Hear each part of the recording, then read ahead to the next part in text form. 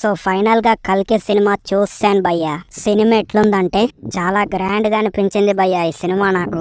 ఆ ఓం రావుత్ గాండుగాడు ఈ కల్కి సినిమా విఎఫ్ఎక్స్ ని చూసి సిగ్గుచరం తెచ్చుకోవాలి. సో ఫైనల్ గా ఈ సినిమా గురించి ఒక్క ముక్కలో చెప్పాలంటే సలార్ బాహుబలి సినిమా కన్నా బాగుంది భయ్యా ఈ సినిమా నాకు.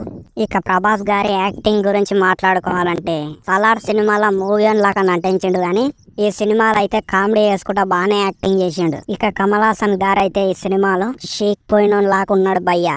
ఆయన యాక్టింగ్ అయితే అస్సలేం బాగాలేదు. ఆయనది అయితే పార్ట్ 2 ఉంటదేమో చూడాలి. ఇక అశ్వత్థామ క్యారెక్టర్ చేసిన అమితాబ్ బచ్చన్ గురించి మాట్లాడుకోవాలంటే నిజంగా ముత్తాత ఏజ్ వచ్చినా ఆయన యాక్టింగ్ ని మాత్రం చించి పడేశాడు భయ్యా ఈ సినిమాలో.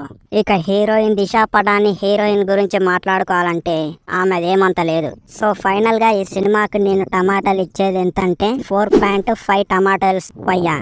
ఇక ఈ సినిమా చూసిన తర్వాత నా మైండ్ లో అయితే ఇదే తిరుగుతుంది భయ్యా, దిశా పటాని. ఇక తొందరగా నేను ఆపుకోలేక బాత్రూమ్ లోకి పోయి అదే భయ్యా మ్యాటర్.